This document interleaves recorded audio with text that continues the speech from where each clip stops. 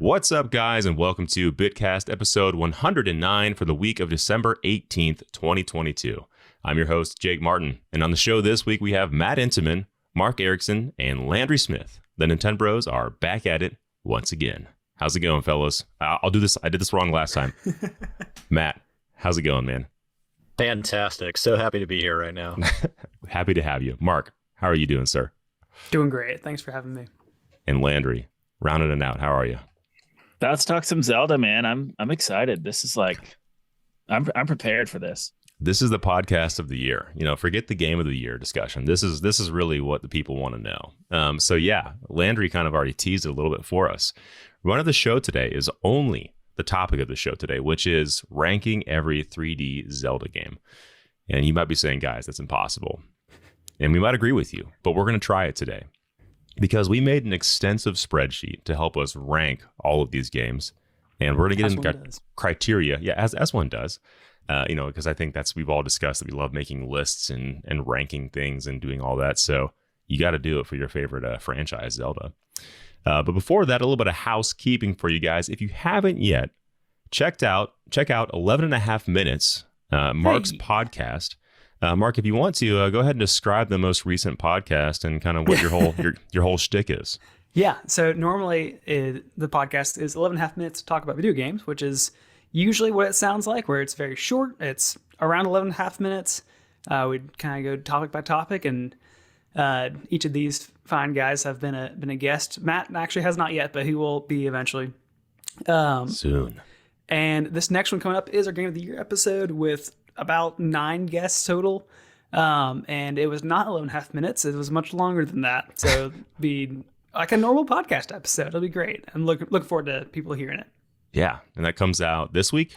Yes. Wednesday, the 21st, December 21st. Excellente. So yeah, check that out. It's a great show. And, Landry and I may or may not be on that. So if you want, you just can't get enough of us. Matt's on it too. Yeah, does that not make me a guest? Sorry. You are a guest. I was thrown off by Mark saying he hadn't been on it. I haven't been. We haven't had one-on-one time yet. A live version. Yeah. But we'll get there. We're not at that stage in our relationship yet. We're just hanging out as a group. Yeah, that's right. So yeah, check that out. It's a great show, and Mark's the best. And also, if you are a listener of the show and a fan, review. Right into us. Check us out on social and all that jazz for both Mark's podcast, my podcast, and soon to be maybe Landry's podcast. I'll let him talk about that later. Details to come. Yeah. All right. So let's just jump into it because I think this is going to be a long discussion and I don't want to keep y'all too long. So a little bit of backstory for you guys. The games that we are ranking, just so we're clear, are the list of 3D Zelda games. The ones that came out pretty much on console. I know there's like Phantom Hourglass and some other ones are a little bit kind of 3D, but like these really are the majority of 3D games. The one where the camera is behind you the entire time and you're in a 3D space. So that is Ocarina of Time, or Ocarina of Time. Came out November 21st, 1998. Majora's Mask, April 27th, 2000. Wind Waker, this is on GameCube, so those first two were on 64. GameCube, we had Wind Waker, December 13th, 2002. And then we had Twilight Princess, which came out on both GameCube and Wii, November 19th, 2006.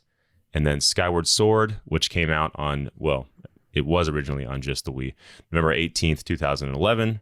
And then Breath of the Wild, March 3rd, 2017. Now, we've had re-releases of Wind Waker on Wii U. We've had a re-release of Twilight Princess HD, I believe, on Wii U as well. Wii U as well. And then Skyward Sword got an HD remaster or remake on the Switch.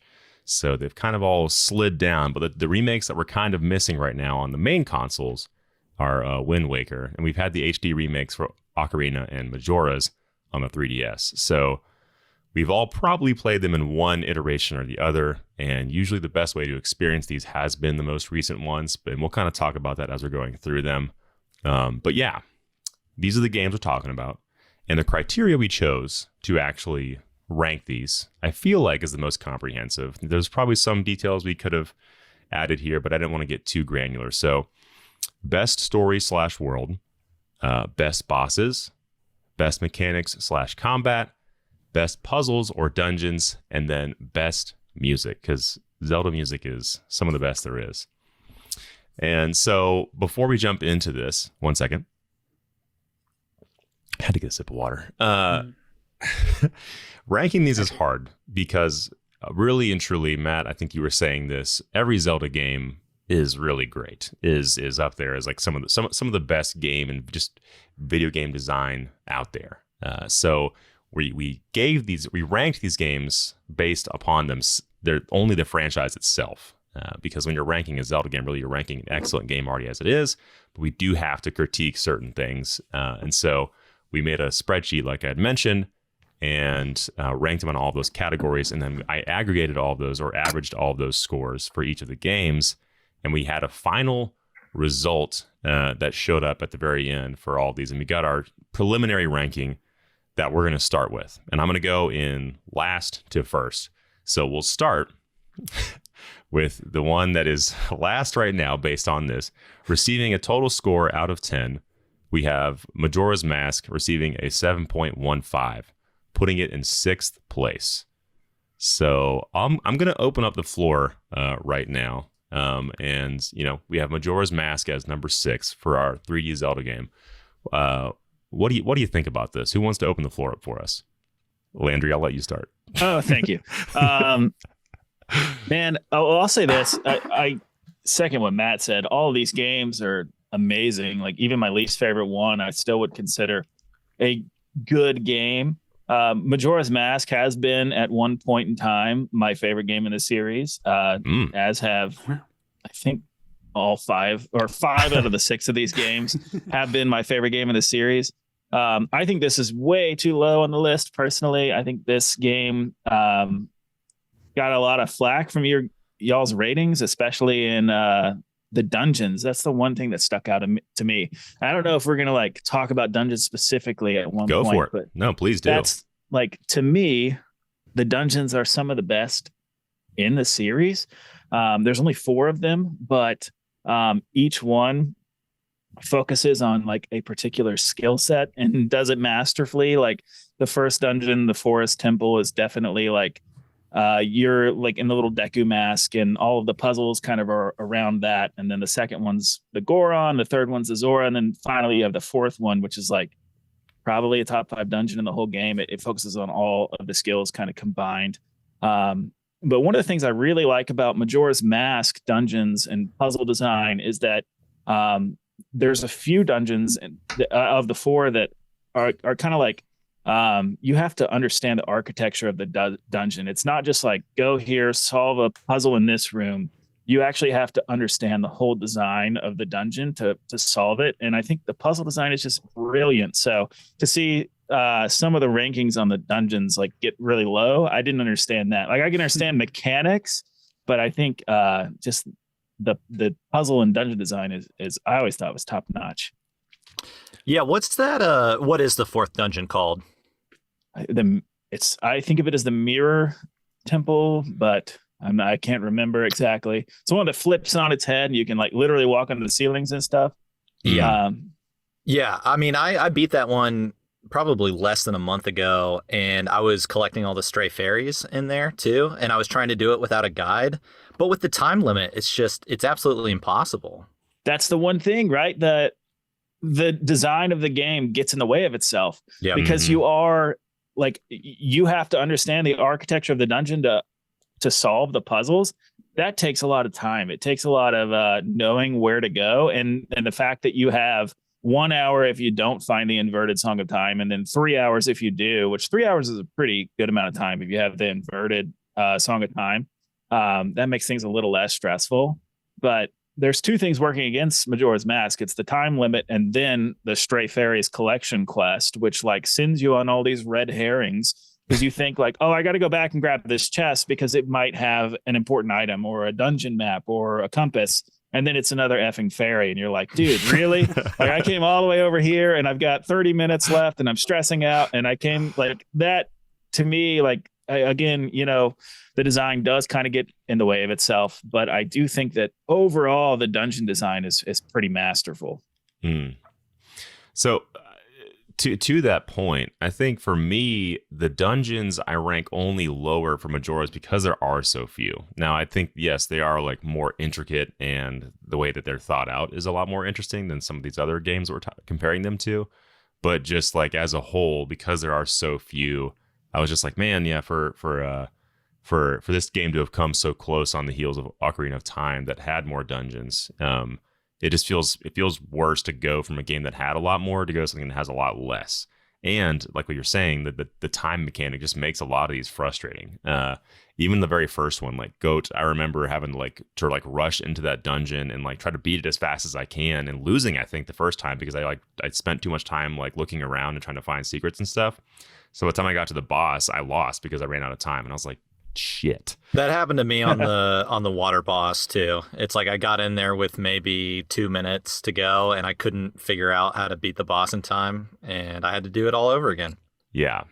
And so I think like of all these games, Majora's Mask is the one that requires either like repeated playthroughs of the same thing to get it, or I mean like just using a guide. And I don't mind. I like using a guide for a lot of games, but thinking about that holistically, how in the world did they expect like 8-year-olds to beat this game? Like, I truly don't understand. Like, some of the best story elements and like the world elements are hidden in these very obscure like quest lines that you had to go find and follow and know where to go back to, and then go here next time to see this person over here instead that changed because you talked to him here this time. Like, there's too much that isn't told to you.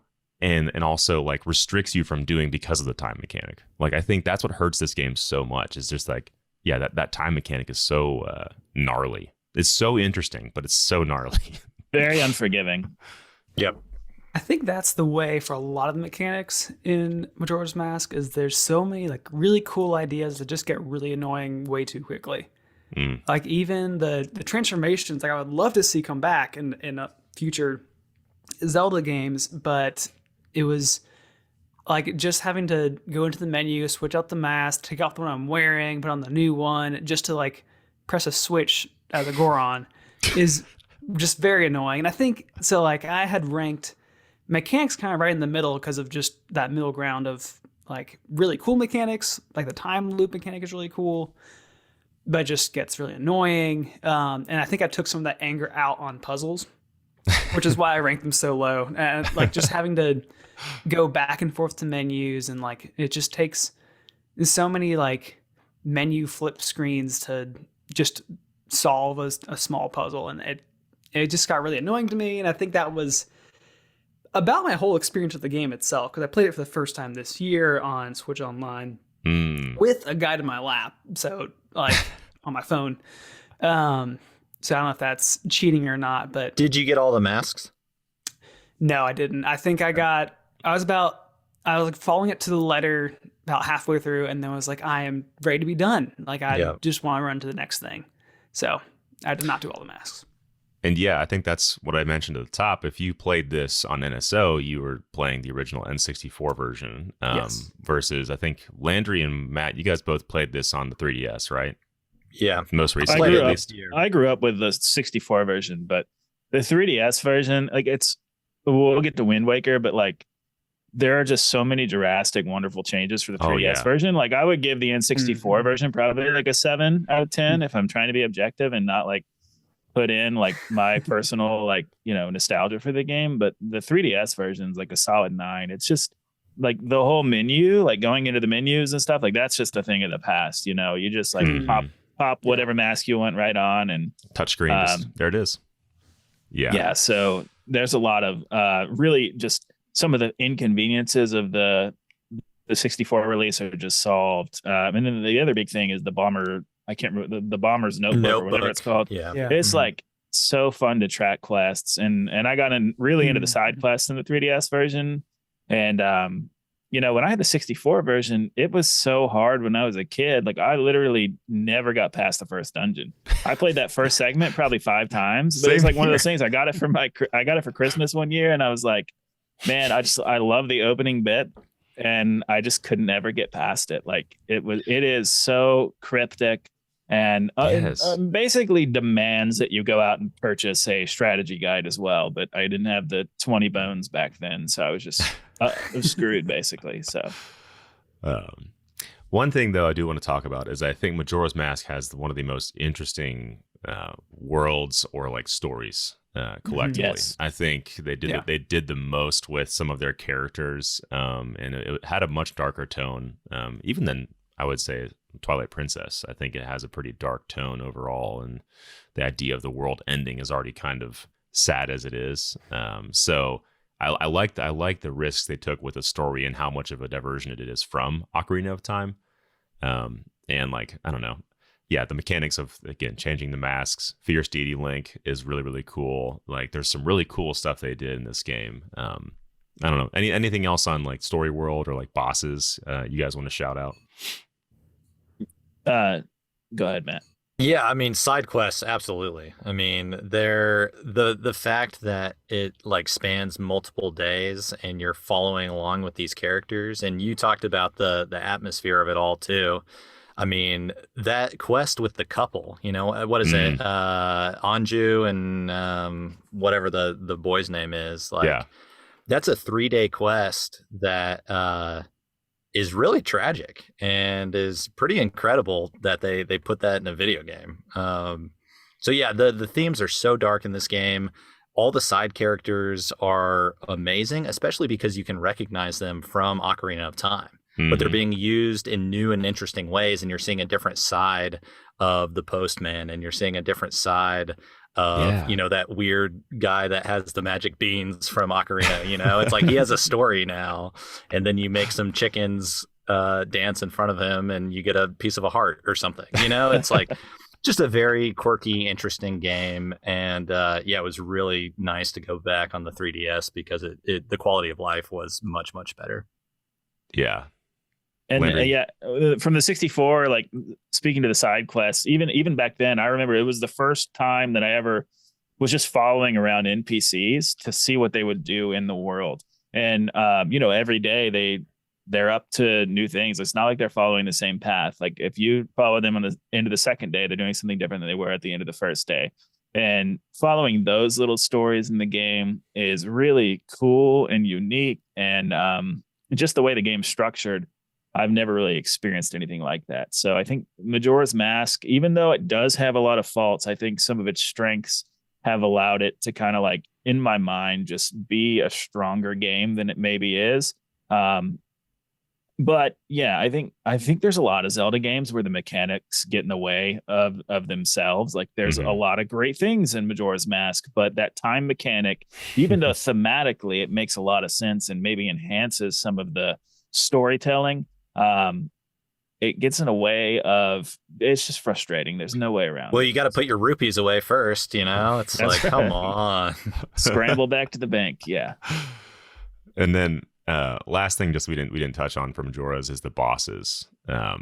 So like to me, I don't feel like there were a ton of major standout bosses. You know, I think you have I think Go or Got is really, really good. I thought Got was the best. That's a great boss battle. It's a blast. I thought Got or Goat was the best once you figured out the time situation and how to actually get to him. And then like Majora, all the Majora like forms, I feel like were not the most interesting to look at. They're just kind of like weird psychedelic. Yeah, that was kind of disappointing. Like just figures. You're like, okay. Well, especially with the Fierce Deity, I mean, you just blow through them like, Yeah. you know, like it's nothing. If you're a completionist and you get the Fierce Deity mask, I mean, that end boss fight is a joke. You just absolutely crush him. I don't know how long it takes to beat him with it, but yeah, it's kind of reminds me of Zant from Twilight Princess a little bit. Yeah.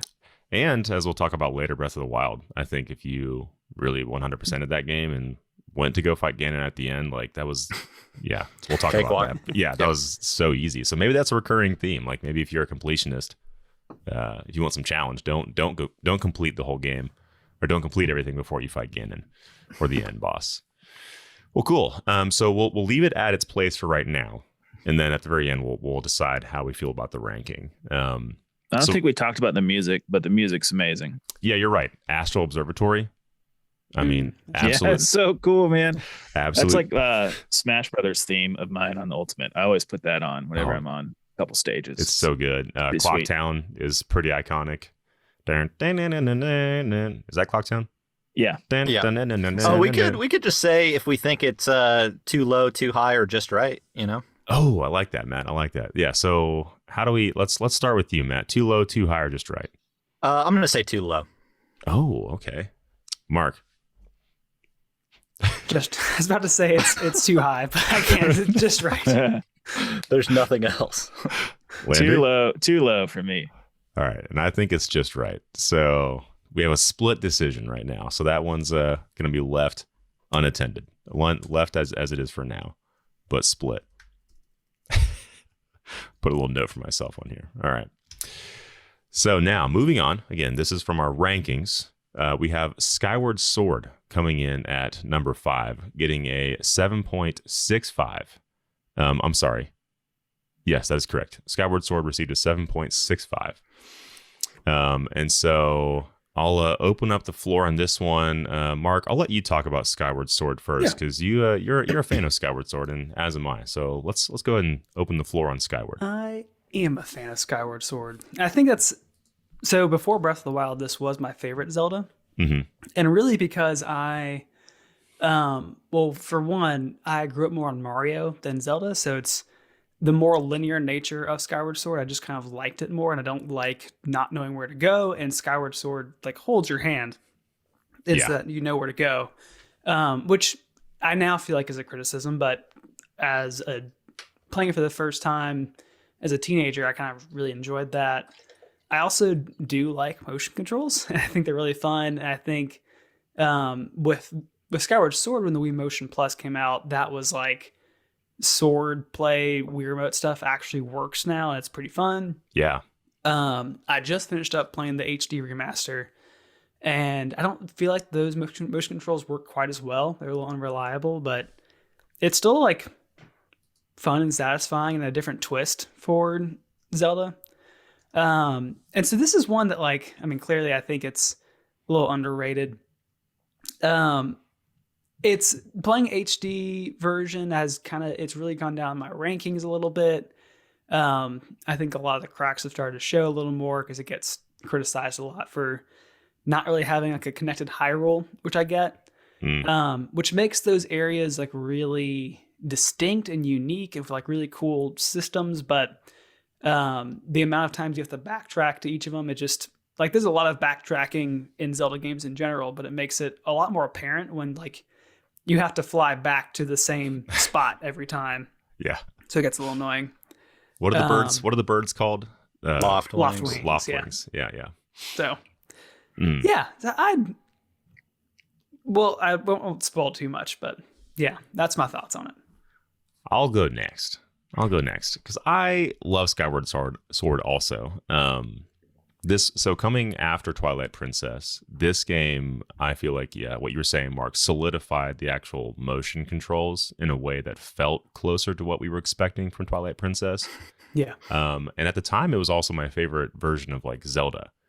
She was just a lot more like, she had more emotion. She had more you just felt like a little more connected to her because like, the game starts with Link and Zelda being like childhood best friends, and growing up together and doing all the stuff. And like, when you see her get taken away, like that kind of was like, oh dang, like I need to like chase after her and figure this out, Yeah.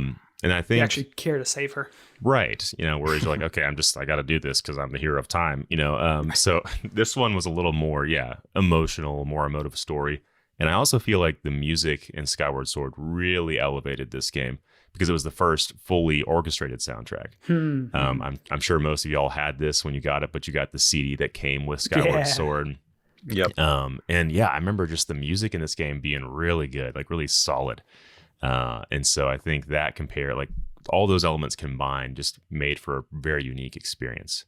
Now, obviously, I have some complaints. Like, I think the Imprisoned is like the worst mechanic ever. Like is the dumbest What were boss. they thinking? It's unbelievable, man. Like one of the worst things about the game is the Lord Girahim fight. I don't know if I'm saying Yeah, the name I right. love In those, prison, actually. and we have to revisit it 3 times each. Yes. It's so maddening. Yes, a lot of the same battles over and over and over again, with a little bit of a variation here and there. You know, like, oh, he's going to jump this time, or oh, he has toes you have to hit, or oh, you have to run over here and fly up on top of him instead. You know, there's a lot of stuff that is wrong with the final boss segment and the imprisoned battle stuff.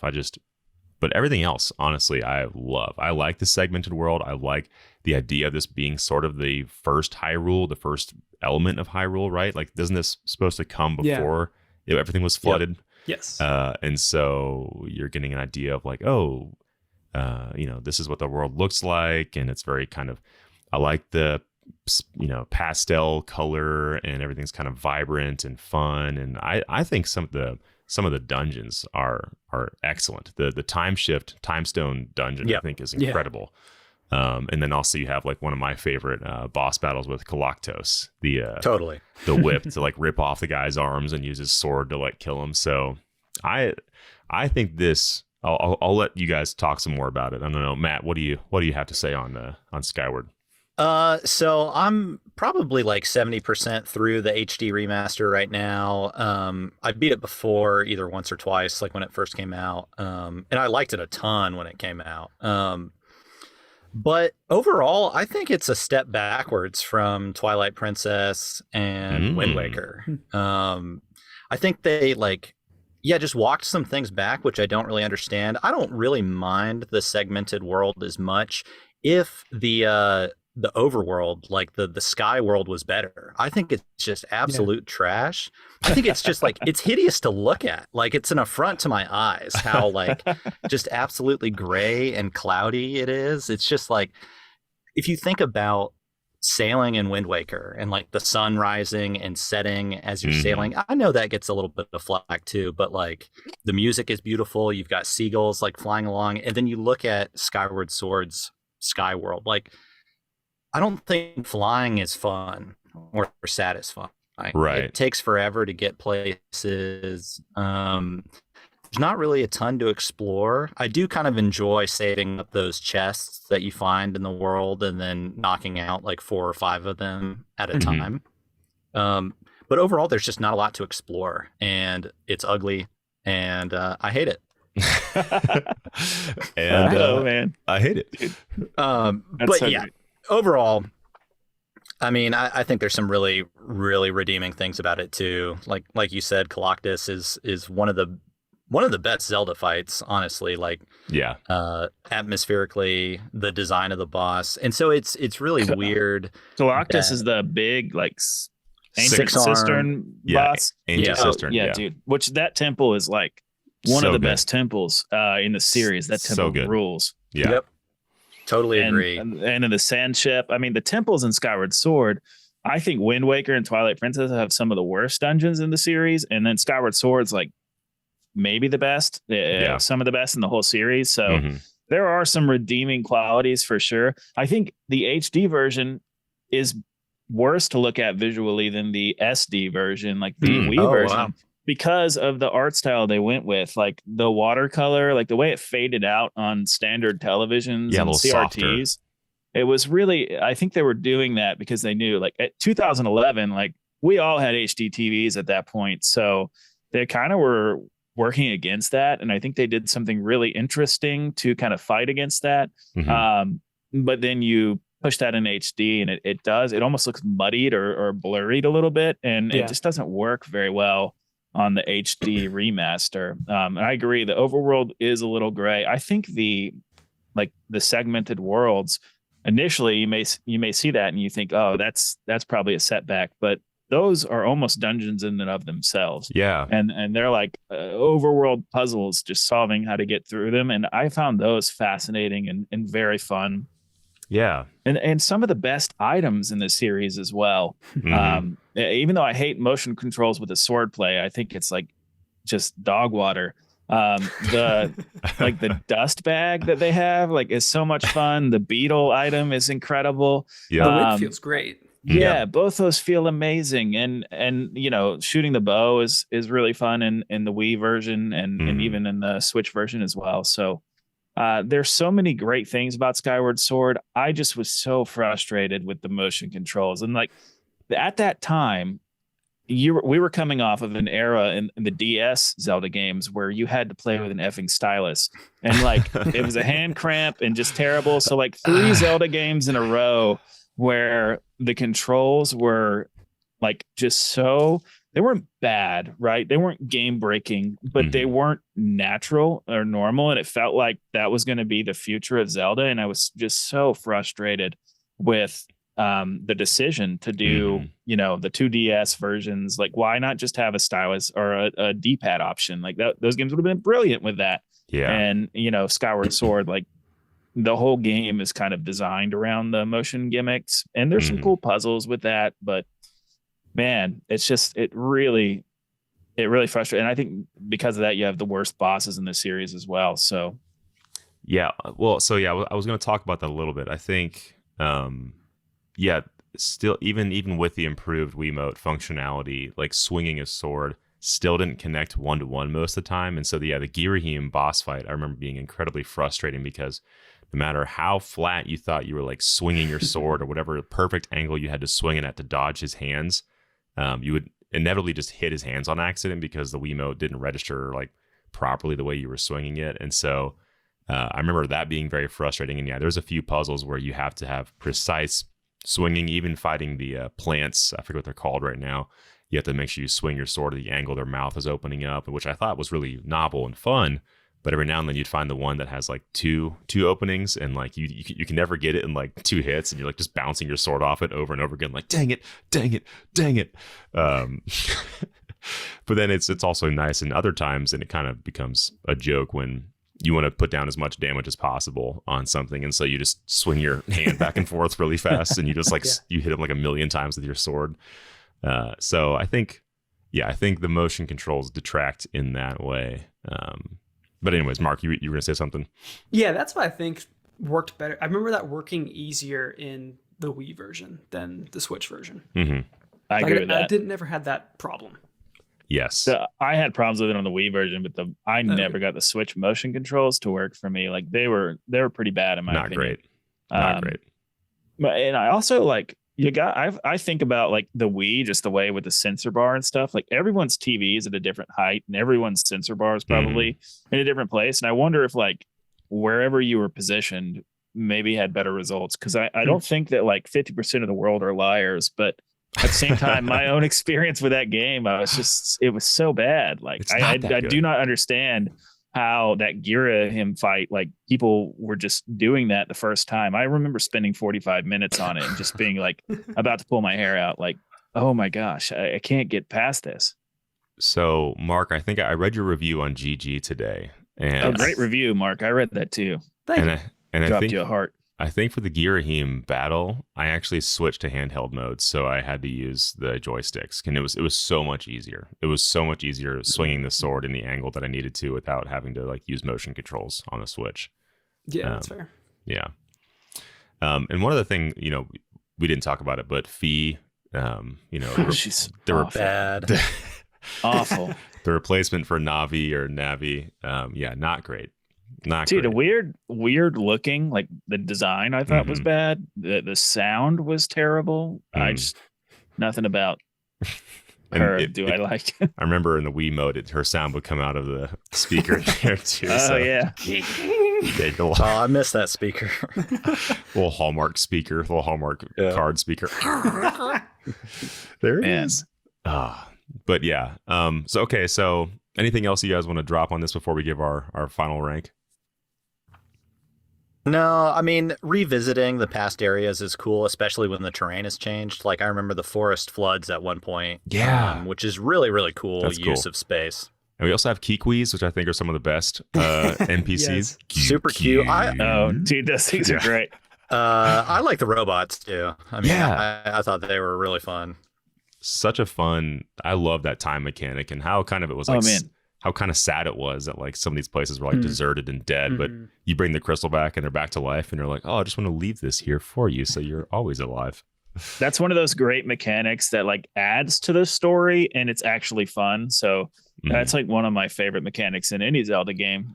Yeah, the time ship or whatever it was called. Yeah, the pirate ship is so good. So cool. Oh, dude. And that boss battle was actually really cool with the motion, like, fencing You on gotta the... force them off the plank at the end. That's cool. That was Yeah, cool. Sweet. I do want to shout out as well. I think this has one of the best final dungeons of any Zelda game. Skyloft? Is it Sky Temple? Yeah. Is that the one? Dude, It's like yeah, you where kind you of- have to like move the dials or the Yeah, you, tiles like, to rearrange the temple itself. And they're Dude, such a good dungeon. they're all themed differently too. Yeah. It's amazing. Yeah. Again, so many great ideas in this game, just squandered. All right, so I'll go ahead and start us off. I'll go ahead and say it. I think Skyward Sword is a little too low in this list. I'm going to say a little too low. Landry, where do you think it's at? It should be in the very last place. Okay, so too high. Too high, too low. Mark? Too low. Too low. Matt?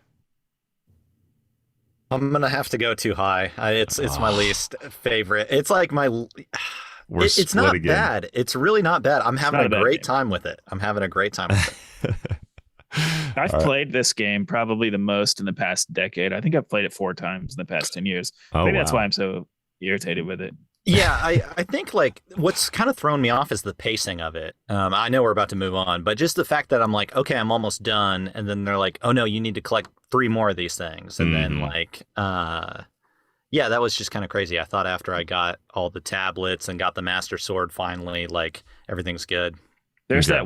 that one section of the game where you like go into the storm cloud section and you have to like fight the imprisoned twice, and then you have the sky beast that's just like an imprisoned fight, but you're on a sky wing and it's like or whatever they're called. And that to me is like where the game is like irredeemably dragging. Like it's just way too much. It feels like filler.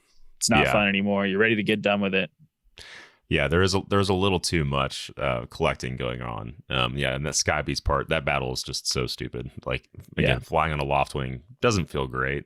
So anything that forces you to be on it, I don't like. Yeah, I like bosses that are out in the overworld though. Like I think that's really cool, and I wish there was more stuff like that. Still, I thought you're talking about the big whale thing that's like flying around. Yeah. I think the design of that thing was pretty cool, especially when you jump on its back, like Shadow of the That Colossus part is kind of style. cool. Yeah. Yeah. So there's some interesting things, but yeah, trying to drill those eyeballs with the loft wing is That's pretty what was annoying. tough, yeah. Yeah. Never a good experience. It's not as bad as like Banjo-Kazooie trying to like hit the snowmen like on top of their hats, but it's up there with it's up there. I know with that. exactly what you're talking about. Dude, oh yeah, that level, that part of that level is so tough. So frustrating. And also one last thing, Matt, you mentioned, yeah, I think if there had been more like organic day shifting going on, I think that would have been interesting. I think if they had actually given like more of a day-night cycle to like the areas, it would have been a little more interesting. Yeah. When it's like you're not allowed to fly at night, I'm like, Right. why not? You know, it's like, do you not want me to have fun right now? Like, you know, it's just like there's no reason you can't fly at night. Right. And going to places at night was cool. Like, I mean, Skyloft at night was awesome. And I liked the music there. Like, it was just a very chill place. And getting connected to like your academy students was kind of fun. And meeting the pumpkin soup people, that you have to like fly over to that guy is great. And I just think there just wasn't that many interesting sky islands. You know, if you think of the number of like interesting islands in Wind Waker, there's just not that many interesting sky islands. Dude, it has the clown, the clown game. That guy is amazing. Yahoo! That guy's great. Okay. Yeah, it's that guy, and then the pumpkin house, and then you got nothing else. So the rest of it's just empty sky. Just like a random like island floating with a chest on it. You're like, okay, I'll land here and open this chest up real quick. Yeah. Okay. Well, moving on then to our number 4, we have Twilight Princess. Let's see who hasn't opened it up yet. You know what, Matt? I'll let you open up Twilight Princess for us. So. Ranked at number 4. Tell us a little bit about Twilight Princess. What you think about it? Yeah, so I replayed this one in HD. Yeah, I'm pretty sure I've beaten all these games multiple times, which is kind of nice. And it's cool to get the different versions just to come back to. So, yeah, I beat Twilight Princess HD probably a couple years ago now, on the Wii U. And I think, like, obviously this game is a total reaction and pendulum swing from Wind Waker. You know, they're like, all right, let's try to make the most opposite game from Wind Waker we can, like, thematically. Realistic graphics. Yeah, so it's like, oh, you guys like darkness? Well, we're gonna put in these weird, like, nightmare sequences of, like, eyes rolling back in head and, like, just freaky visuals. Yeah, dude. So yeah, that was kind of strange, but I think overall, I mean, I'm sure we'll touch on all of this, but the final boss fight, I think, is probably the best in the series. I think, you know, what they did with the horse combat was incredible. Hyrule was huge, and you know, getting across it felt great. But yeah, I think they, you know, were very consistent on the tone all the way through, and yeah, I was very surprised by just how good it was when I revisited it. So I think it's not the best, not the worst. I think it's just super, super solid when it comes to Zelda. Landry? Yeah, this is another one that has been at one point in time my favorite Zelda in the series, and the best bosses in the whole series, not even close in my opinion. They're all just like extremely epic battles that just kind of like one up each other throughout the whole course of the game.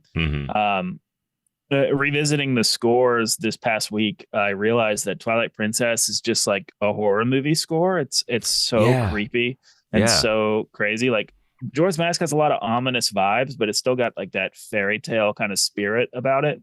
And Twilight Princess is just like really weird and really dark and just creepy. And it's not like what I think about when I think of the game. Like, yes, there are those like kind of horror-y segments, but I think of it more as like the Lord of the Rings take on Zelda, where there's like we're slaying orcs, and you know, it's a little more mature. And I mean, they put a Balrog in the game, didn't they? Basically. That and like the bokoblins kind of look like the orcs as well. So I mean, and one of them's riding like a warg in the middle of the game as well. But yeah, I think that this feels like Ocarina of Time too in a lot of ways. The world design's very similar. It's just bigger and like more grandiose.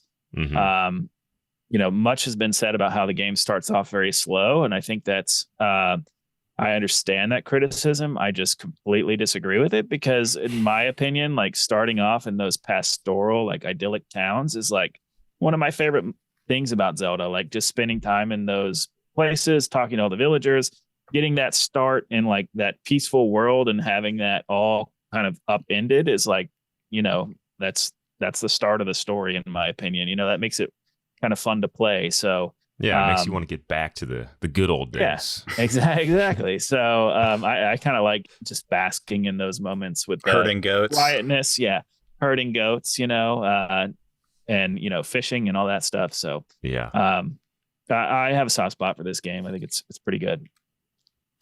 So I played Twilight Princess. I got this game before I even had a Wii. I got the game like literally for the Wii, and I just sat there and looked at it for like 2 or 3 weeks before I actually secured a Wii. And I remember just like being so psyched, because, you know, the whole promise was that this was going to be, you know, incredible. You're going to be swinging your sword and you're Link, you know. And I remember it not really feeling like that. I remember it being very dark, like you guys were saying, very dark tonally. I liked some of the combat mechanics, like firing a bow was great, but then swinging your sword was terrible. Playing as Wolf Link, did not like any of those segments, really. You know, I liked the idea that I was transforming into a wolf, but didn't really love that combat because, again, you know, swinging your Wiimote to make him bite people just didn't feel good. And those characters, like the Twilight characters, were just never... You know, they were kind of scary to me, but they were just like, you know, just black masses kind of that would just chase you around. And I almost like remember being more annoyed when those pillars would drop and you'd be locked into a spot. You're like, dang it. Okay. I need to kill them all at the same time. Got to hold down B and do this attack.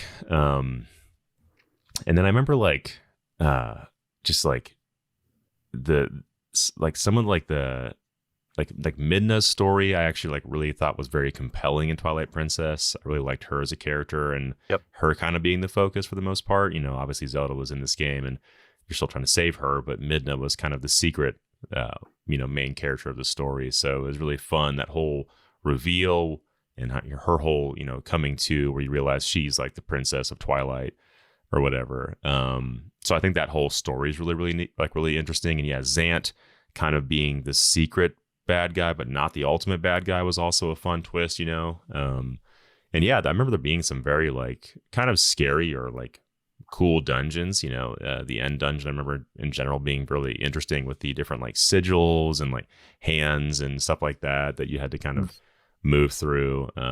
Snow Peak Ruins, the snow, yeah, such a good dungeon and storyline. She's sick and you're trying to get her soup and you're just going through this giant's home, and her boss battle is really cool too. I think I looked it up.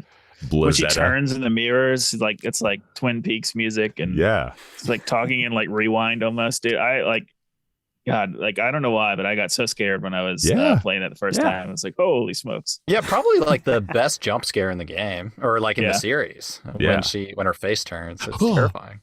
Yeah, Possessed Zelda also, she was pretty spooky. I mean, there's just like, there's a lot of like kind of darker, scary stuff in this. And I played this hours and hours on end when I first got it.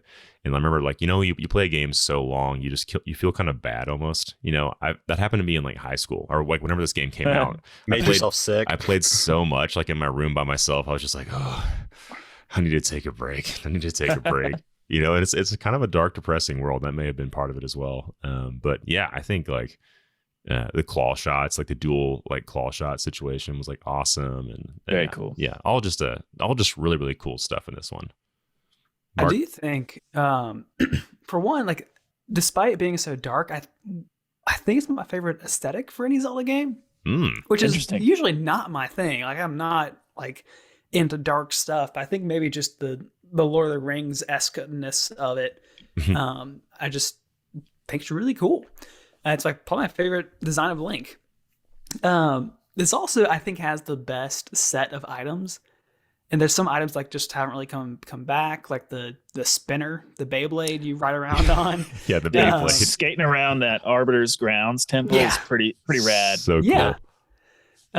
There's just a lot of cool stuff in this, and I think Landry kind of nailed it with like it's like Ocarina of Time 2. Yeah. And it's like it both kind of arguably improves on it, but also like isn't as revolutionary as Ocarina was. So it's kind of just there. But I think I enjoyed it more revisiting it than I thought I would. And even like subtle things with Wolf Link. I like the when you Z target with Wolf Link, it kind of does like a low hunting growl. Yeah. And it's like, it's pretty cool. That is cool. It's a nice touch. I think that Twilight Princess is another one of those games in my mind that the mechanics get in its way, though. The wolf, in my opinion, is a detriment to an otherwise stellar game. The HD version, again, cleans that up. Like when you're going and collecting the little spirit orbs, you only have to do like, I think 4 or 6 less in HD version, which is like huge. It makes those so much more bearable. And actually, when I was playing the HD version, I was like, oh, these aren't bad at all. But it's because they realized that, they messed it up in the first one. No one likes this. One of my favorite temples in the series is the lake bed temple, where you like switch off the water and stuff, and you have to move the staircase around. It's another one of those, like my favorite temples. Ingenious. I've already mentioned it before, where you have to like actually know every space in the dungeon. You have to be familiar with the architecture. You have to, you can't brute force your way through that dungeon. You have to think. And I love those dungeons. I think those are the ones that are really special and stick out in my mind. Another great dungeon is the very one at the end of the game, the sky one. I can't remember what that's called. That's a good one as well. City in the Sky is what that was City in called. the Sky. Yeah. And the music for that is just so weird and like off-putting. Yeah, that one's mixed because I think that one a lot of people don't like. People are saying like that one just drove me crazy. Just like absolutely like I wanted to just jump. The music or the dungeon? The music. I understand. Yeah, I think it's supposed to like grate on you because it does me. But and And like, I mean, music wise, I think Twilight Princess had some really pretty stuff too, even though it was a bit more melancholic. You know, we had Fair and Woods, which I thought was great. Midna's Lament is like one of my favorite ones from this game. Hyrule Field has like a more epic score similar to like Ocarina of Time. Lake Hylia is also like a really good soundtrack when you're around there. They have like Lake Hylia in that game is amazing. Like romantic and like kind of soaring compared to the other stuff you normally hear, because everything else is kind of dark, and the Twilight music is always very unsettling. I don't like being in there when you're Wolf Link either. So yeah, a lot Midna's Lament and Midna's theme, or really just everything about Midna. I always felt like she was going to, and I think you're supposed to feel this way, like you just don't trust her the whole game, you know, until the very end, I think, or it's about halfway through, I think, that you start to finally trust her. But like the lack of trust in her as a sidekick is kind of an interesting thing. Yeah, I think they play with there for a while. I agree. Well, yeah. Any more notes to close out on Twilight Princess before you rank? I mean, there's just like a lot of cool details in that game too. I mean, I think the lantern, bringing back the lantern item, was really interesting. It just looked great, you know, as you're like going through the dark forest. Putting the oil, having to fill it back up, you know? Yeah, it's just like cool little detail. I mean, there's like cats in the game that you can pick up and walk around with, and they'll follow you around, which is cool. Oh yeah, one of my favorite side quests or characters at least, is the bug girl. She's so freaking weird. Yeah. And finding bugs for her, she just like goes crazy. I feel like bugs. her name's Agatha or something. I think that's it. Yeah. Good. So man, freaking that weird. was. I just thought that was so funny. I just remember laughing out loud every time I'd bring her a bug, and she'd like just be very weird about it. But it was worth it because, like, yeah, I mean, that was one of the quests that would give you, was it a bigger wallet or something like that, or what'd you get out of her side quest? I think it is the biggest wallet, which is always like a useless item in Zelda, because by the time you get it, there's nothing else to buy. Right. But it's just because you want it, you know. Like, yeah. Go ahead, Matt. Oh, well, I was just going to say, if we're talking about side quests, I mean, getting the baby to take over the shop in town has got to be like one of the best things in the series. Amazing. And he like totally turns the business around, right? Like it's thriving after the baby takes over. Yes. Dude, the design of that character is another one that's just like every time you look at him, you can't not laugh. It's so funny. I'm getting this one mixed up maybe with Skyward Sword. Who's like the devil guy that's like under the city? That's Skyward Sword. That's Skyward Sword. Okay, yeah. Never mind. Disregard. I like that guy too. I like that side quest. It's kind of funny. But anyways, yeah. Continue. Sorry. The Twilight Princess is one of my favorite games to complete, though. Just to go for 100% completion. Feels good. It's not too hard. Exploring, the more you put into that game, just exploring the nooks and crannies, I feel like it's rewarding. But yeah, that's a good one too. 100%, I think. And I think Mark, you mentioned this earlier. Like the items are interesting. Like it has some of the most interesting items, but like also some of the most underused ones after you've kind of cleared the dungeon. You know, like busting out the ball and chain. Like you never like use that again. Like you use it. Hey, speak for yourself. All right. You use it in Snow Peak, and that's about it. You're like, yep, that's. Now, also the rod that lets you control statues and stuff. There's basically, I think there's one thing to do in the overworld with it, but that's it. Right. Yeah. Like not as much use. Really cool ideas, but yeah, it's like this doesn't really make sense in a fight necessarily. So yeah, that's where I like the items or the weapons. I'm like, yeah, there's some are like cool ideas, but not necessarily like what I would pull out. But I mean, Breath of the Wild's no better. I mean, I don't think I used almost any of mine for like fights except for the bomb. Like everything else pretty much was just like kinesis and just slashing the crap out of them. So.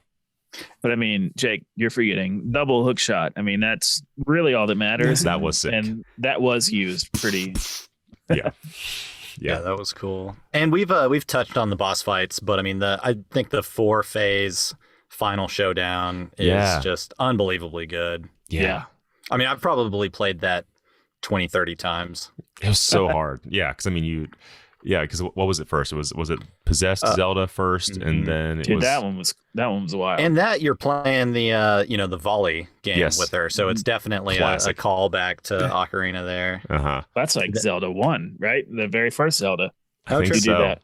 Yeah, it's a true callback, and it shows up I think one other time in this series too. Actually, don't you do that in Link to the Past, Skyward Sword also? Oh wait, no, you do that in Wind Waker. I feel like, don't you? With Phantom Ganon? Phantom Ganon, yeah. Yeah. And then the beast Ganon with which was pretty cool use of Wolf Link. When you flip him over with mid. I mean that's pretty satisfying. That was kind of scary too, because Beast Ganon was pretty massive and just like rush at you. You're like, oh, okay, what am I supposed to do? But I think isn't that a callback to the very first opening part of the game where like you're catching the goat and flipping him, and they're like, oh no, just do this with Beast Ganon and you're fine. That's what it is. Any more bosses, Matt? Sorry, I didn't mean to cut you off. Oh no, and then it's the horseback fight, which is just incredible, and you've got Zelda like shooting light arrows from the back, which is awesome. Yeah. And then the one-on-one showdown is just incredible, and the all the skills that you learn from the Phantom Knight or something. Oh yeah, sword fighting stuff is pretty cool. Yeah, what's that guy's name? I cannot remember. Forget his name right now. I know you're talking about the skeleton. Yeah, that was really cool, and you learned some. That game had really good sword fighting. I didn't really count the waggle controls as a detractor. I was just like, it is what it is. It's like pressing a button. You just like shoehorned in. It was much better in my opinion than Skyward Sword's motion controls, but sorry. Well, yeah, Twilight Princess. Landry, let it go. It's okay, man. I know, We're past it. I can't. Twilight Princess, they had a lot more of those like combinations where you could, combine like moving your nunchuck forward, and that would do something versus, swinging both at the same time would do something different. So there was some more like timing and skill applied to the Twilight Princess. That was and there was like a helmet strike and maybe like a roll helm around splitter. And yeah.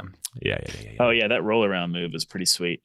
This is another one where the HD version though on the Wii U, if they would ever re-release that on the Switch, like that is the definitive way to play it. It's another one of those games where Nintendo did this for a little while, where every single time you booted it up, you picked something up like a 5 rupee, and it would like bring you a little message box that told you what you're picking up. It's like, dude, why? I've already gotten this. So frustrating. Like I can't believe that made it into 2 games.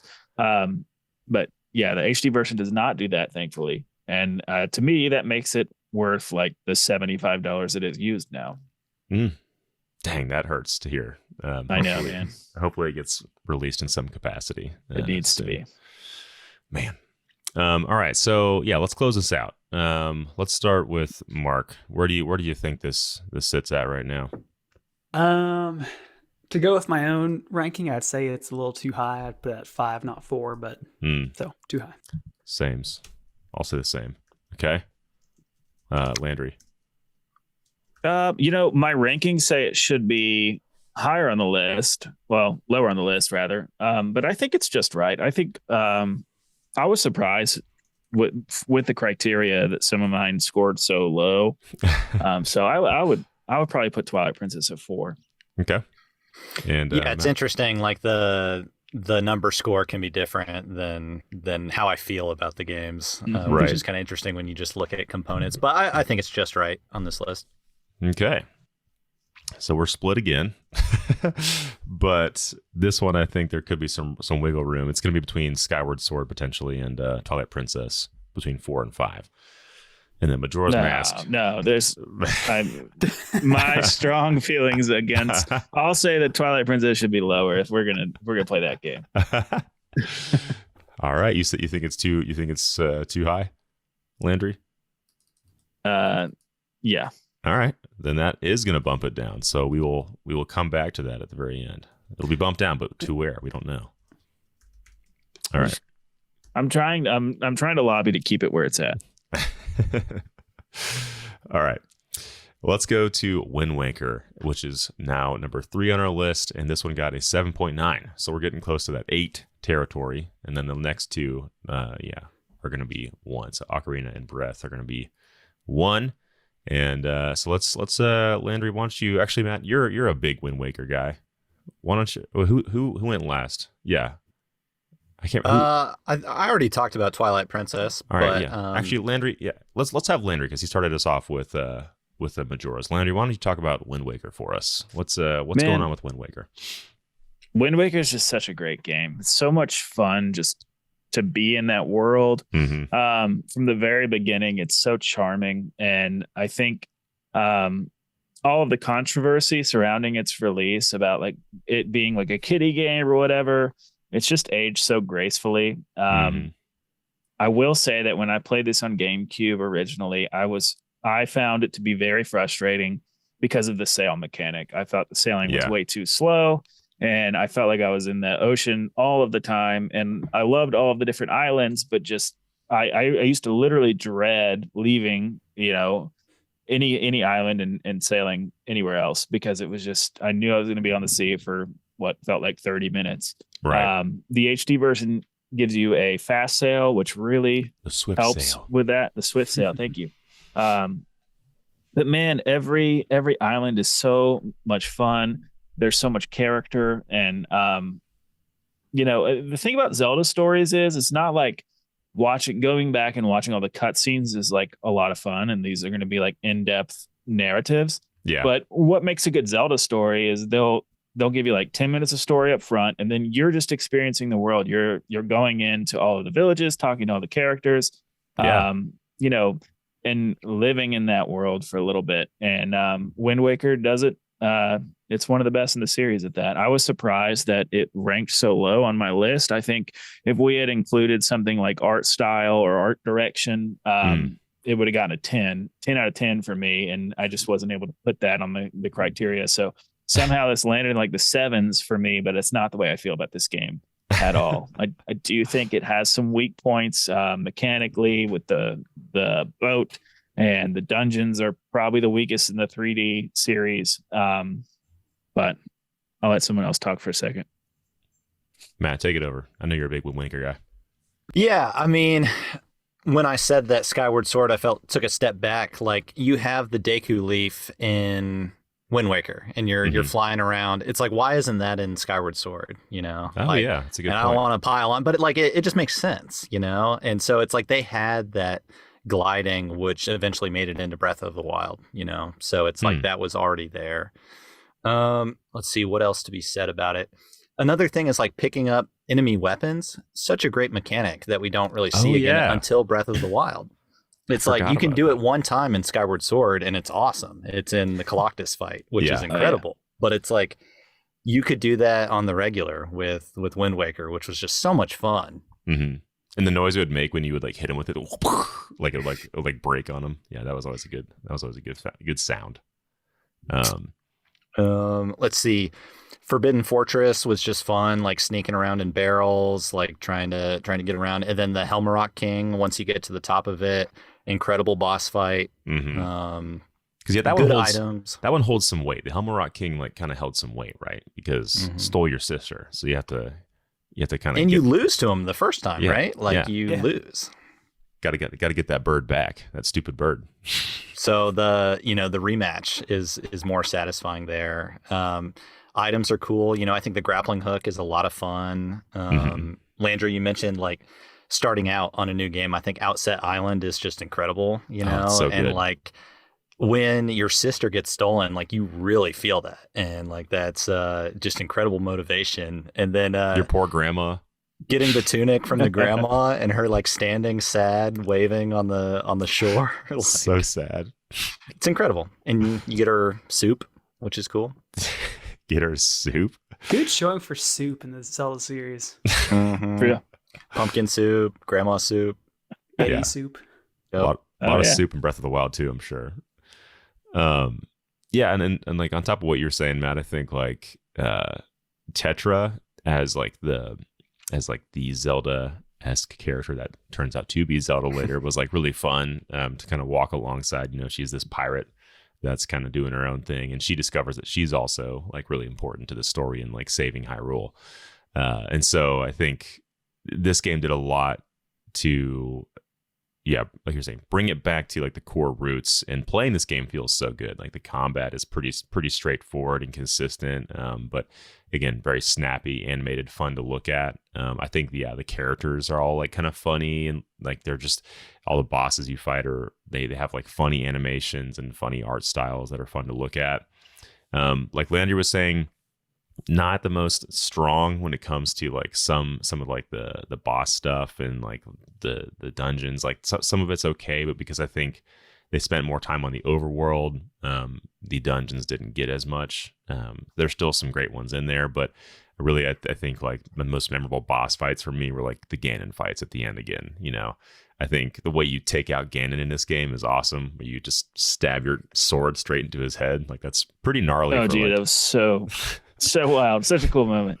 A cell shaded Ganon, you're just knifing him straight in the brain. I thought that was pretty cool. And then like I liked Dragon Roost Island. I think if I'm going to name like one place you go to, I think that one's like really, really cool. I love the music on that island too. So good. Yeah. Kind of like the Celtic theme, the Celtic music Mm-hmm. in this game is great. I think it pairs perfectly with the ocean scene and them doing that kind of stuff. And just the excitement of like seeing the island on the horizon and sailing towards it, you know, like that's just such an incredible feeling. Yeah, like charting your map and stuff Trying too. to get off this effing boat. Yeah, it's a great feeling. The king of red lions. And then also like this is the first game you meet Beetle, who shows up in later games, the shop owner. And then I liked how once you got an item in the game, like the bomb, you actually got to use that on your ship. And if you got the grappling hook, that allowed you to dive for treasure and pull stuff up. So I like how that kind of had some other outside benefit than just combat. But yeah, I think like this game just holds up so well. It's so fun to play. And I want to go back to it so bad, but I don't have a way to play it, or at least I want to play the HD remaster version, which can easily be ported to Switch at this point. There's nothing holding it back really. So Just press the enter button. just do it. They just need. Mark, I think this is the one that I haven't played in the longest time. I've only played the HD version, besides just kind of piddling around with the GameCube version one time long ago. But it's a little bold to say is I think this might be like the pinnacle of 3D Zelda, like pre Breath of the Wild, like a traditional. Like I think this is the best traditional 3D Zelda, as just a complete package. Not much else in the details to go on beyond that because I just don't remember as much. So I hope it holds up as well as I think it does. I would say I don't know if it has the best music of the Zelda series, but I think it has my favorite music. So like you mentioned, the Celtic theme and the Celtic feel to it is just really nice. And like Dragon Roost Island music is in particular really cool. Yeah, so a lot of high praise, and I'm eager to get back to it as well. Yeah, the main theme for Zelda is too. It's great. Yeah, it's good stuff. One thing that I noticed with the dungeons in this one, and I didn't go back and replay it, but I watched some YouTube videos of like dungeon design and stuff. There's kind of a shift from like that spatial awareness dungeon design in Majora's Mask and Ocarina of Time to like puzzle motifs in each room. Like you'll go to a room and then you have like a stick you have to light a fire with, and then the next room like you have to use that same stick and fire and you solve a more elaborate puzzle, and it continues to build on itself in each room. And then in another dungeon it'll be another motif, like throwing a Deku nut at a door or a bomb at a door, or doing something like that. So they went with a different design strategy, I think, and I do think it feels like this is a game where, as far as puzzles, it's almost non-existent. You can brute force your way through any of this stuff. I don't necessarily think that's a bad thing. It's just a different design course. I'm not like the biggest puzzle fan, but I just felt like the dungeons were a little lacking. But I still like HD version on the Wii U. I would give it a 10 out of 10. I think it's an incredible game. It achieves everything it's out to do, and it's just a really fun time. Also, the King of Dragons or whatever. What's the King of Lions? Yeah, King of Red Lions. Yeah, that guy's pretty cool. Good sidekick. Because isn't he like Zelda's? What's his whole story? I think he's the King of Hyrule. Yeah, the King of Hyrule. He got turned into a boat. To a boat. Classic stuff. Well, yeah, and like I love that part where he takes you down to like the Temple of Time or like whatever that is. I think they call it like the mysterious castle or something like that. But it's kind of, it has a lot of hints and like callbacks to the Temple of Time, and everything's kind of frozen in time when you go in there. So I thought that was neat. Like, oh, I'm going underwater, back to the before times when it was flooded. Before it was flooded. So I thought that was like a cool little homage or, kickback to the other games. I have a criticism, actually. Pretty much in every case, the remake has been better And it definitely is for this too, but something that really disappointed me, and this will be a small criticism, like a small number of people will probably agree with me, but they cut the Tingle Tuner out of the HD version. So I'm probably one of maybe a dozen people that actually used the Tingle Tuner, but we had the whole setup. We had the Game Boy Advance cable to the GameCube, and me and my brother would play together, and you could do some cool stuff with the Tingle Tuner. You could drop bombs, you could provide invincibility, you could make Link levitate and like walk on air. Like it was cool stuff, and it cost rupees, but like it almost made it feel like a co-op game. You know, when you've got a little brother who like is always watching you play video games, it was something for him to do or vice versa. Yeah, and that's cool. And it was sweet. And so nobody got to experience that because of the barrier to entry there. And so I thought for sure if it was coming to the Wii U, somebody's got the gamepad, and that's the Tingle Tuner, and then someone's using a Pro Controller or something else to play as Link. And it just didn't happen. So I think that was just kind of cutting corners a little bit. So Matt's saying, bring back the Tingle Tuner. What are you guys doing? Yep. I mean, I just thought the gamepad was a shoo-in for that. Yeah, that's actually a good point. I didn't think about that. I was like, how would that be possible? But then I thought of Nintendo Land, and it's very easy to, envision how that would work. So, Yep. Interesting. But it would have been more work on their end. You know, it's like it's a whole separate mechanic that they would have had to program. Right.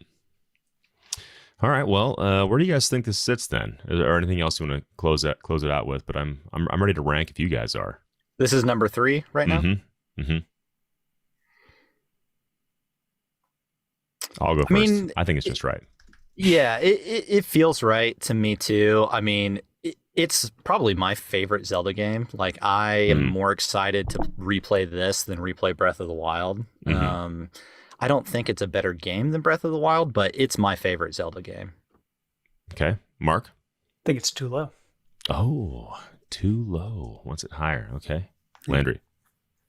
I think it's just right. Okay. That is 3-1. This one is going to stay at just right. All right. So we actually have one locked in. Only one so far. All right. Now, moving on to number 2. And this is where things are going to get a little bit spicy, a little bit interesting. We have Ocarina of Time, the OG, the one that started it all. And Landry, I'll let you open this one up because this one got all 10s on your scorecard. No, it didn't. It didn't. I went with initial impressions. Then I went in and like deep dived and like went through some things and dialed it back just a little. Two things got 9s.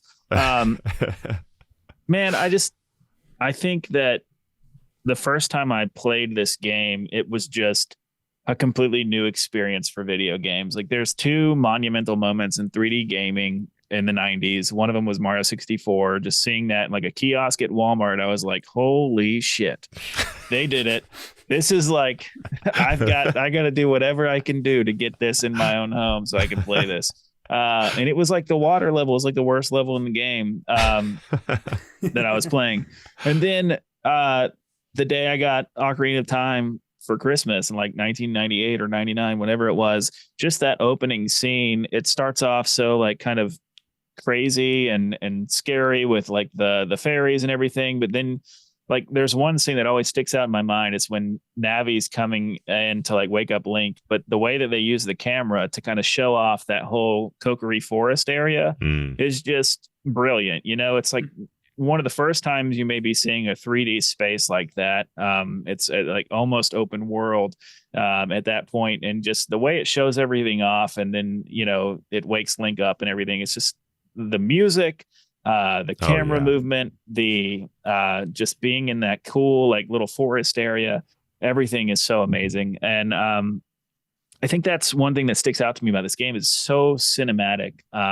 And even though the graphics are dated and some of the mechanics may feel dated, it's hard to overstate how just game changing they were. Like the invention of an auto targeting system that's literally been mimicked and used for just about every action game ever since. And also just the verticality of the game. Like their Zelda games before had toyed around with the idea of verticality in dungeons, like you could fall through the floor and Link to the Past and whatnot. But seeing that first Deku tree, how high everything was, and even that first puzzle where you have to climb to the very top of the tree, and then you don't use an item to solve the puzzle. You literally fling Link off of a cliff just to like Put your fall body on down. the line. Yeah.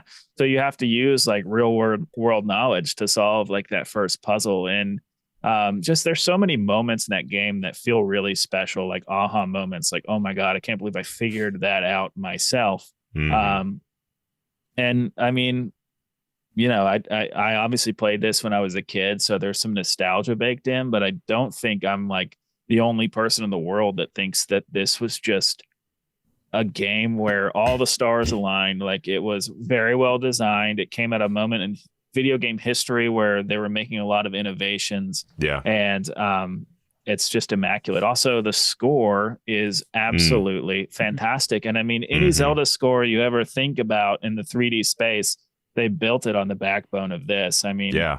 Pitchfork gave this score a 10 out of 10. I mean, I'm not like a Did huge they really? fan of. Yeah, they did. They reviewed it, I think, this year or last year, I on love one that. of their like Sunday retro rewinds or whatever. So, and I'm not like a huge reader of that website, but I did see that on Twitter, and I was like, great. man, it's cool. And like, I read the review, and I was like, okay, I agree with all of this. But yeah, it's just everything about it is awesome. That's a great synopsis. I mean, I don't really disagree with anything you said, to be honest. Ocarina is considered one of the greatest of all time for a very good reason. And same as you, I think like this game kind of confused me when I first tried playing it. I think I wasn't really in the correct mental space, or like, I don't think I could comprehend what I was actually tasked to do when I like played this. I remember my friend rented it for a sleepover. He was like, "We gotta play this game. It's so good." And I was like, I don't even know what are we doing? We went to like, you could see, we were like adult Link, and we could see the castle. We could see Hyrule Castle, and we had like the hook shot and stuff. And I'm like, how are we supposed to get over there? I'm like trying to like hook shot my way to the castle. And I'm like, I don't know what I'm doing, and like, that was my first experience with it. So my first time actually playing it, like all the way through, was on the 3DS. Matt let me borrow his copy, and that wasn't too long ago. And yeah, I mean, even on the 3DS, you could see some elements of game design that like are a little dated. It's a little harder to play today than it was back then. But to know that it came out and what did all of these things still is just unbelievable. I think some of like the characters you meet are great. And the story itself, I wouldn't say is like excellent. It's very, like, yeah, this is Link. Ganon's bad. We got to go stop him. But one thing that I kind of forget about is the whole time mechanic in this game. I think it's really cool that you can bounce between adult and kid Link, and you have to do that back and forth a few times. But yeah, the jump from like kid Link, when those first 3 dungeons I think you play through, and then adult Link, things start to feel more real. Kid Link, you're kind of innocent, you're kind of moving around and doing stuff, and it's kind of more cheerful. And I remember the first time I got to I guess the Hyrule Plaza as an adult, and it's just like all like zombies. Dude, that scared the shit out of me. Those readings are terrifying. Like the screech like just freaked me out. And yeah, I think like the music is by and far the best out of all of these games. Iconic. There is nothing like, no other game in this list has tunes or songs that are as memorable or as catchy as these.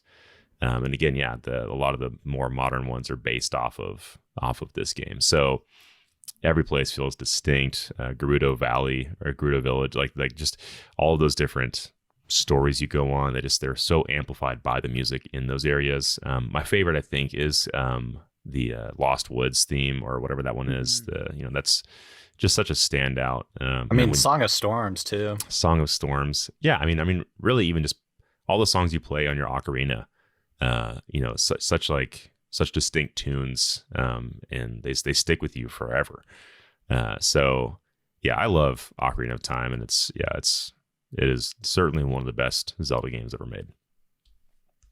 Yep, I agree with that. I'm a little bit lower on it, which I say that of like fully agreeing with what you are saying. I think I'm a bit more willing to look at it like with 2022 eyes. and it feels dated. I think that being said, of like really this year is the first year I've fully beat it. I like had started it off and on like past decade or so. And I enjoyed it a lot more than I thought I would. I thought going into it like let's learn to respect my elders and just kind of get through this history lesson, and had a lot of fun with it. Things worked a lot better than I thought they would. Like even with like a, excuse me, a more modern perspective. And especially the music. I think one of the core things that this game has done well that has not been matched yet is the integration of the music into the gameplay itself, like the way the ocarina is used, just the musical cues that are all around the world. And it's like just it has this many bangers of tracks that have just like stood the test of time and like kind of keep getting used over and over again. Like Song of Storms, I think, is my favorite Zelda track. Mm-hmm. Yeah, I think that in particular is like really excellent. Mm-hmm. I don't know if you guys feel this way, but I always kind of felt that the first 3 dungeons as Young Link kind of dragged on for me. And once I got past those 3, I'm like, okay, now the real game begins. Mm-hmm. So I would just try to get past that as fast as possible because I would have more fun once I, became adult Link and started getting more items. Wreck and shop.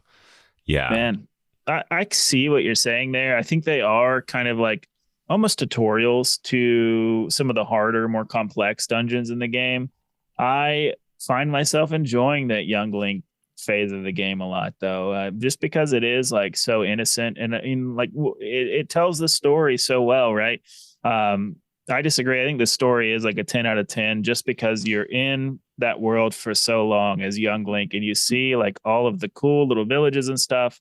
And then you do take 7 years off and you come back and it is just like, everything's in like desolation and you see all the tragedy that's unfolded and it gives you like a reason to actually want to right the wrongs. Lon Lon Ranch is being run by that like total tool of a dude. And, everywhere you go, there's just like people dead and, it's wild. So why do you think they never let you kind of enjoy the fruits of your labor after you save the world and beat it? It like kind of just fades to black. You know what I mean? Yeah, I totally agree with you. And it, like even in Breath of the Wild, I thought for sure that was the game that was going to do that. But like, nope.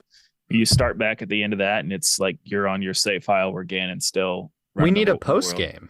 They need to learn how to do a good post game. Yeah. Let me revisit all the people I've seen and talked to over the 100 hours that I've spent in this game. And that's a great point because it is like I want to go see how everyone's doing. I want to check in. You get like a couple credit snapshots of everything being righted, but that's it, Yeah, that's a good point. One other thing too, to Mark's point, sort of like the game, I think really still is one of those ones that's a little hard to play without some kind of help or guide.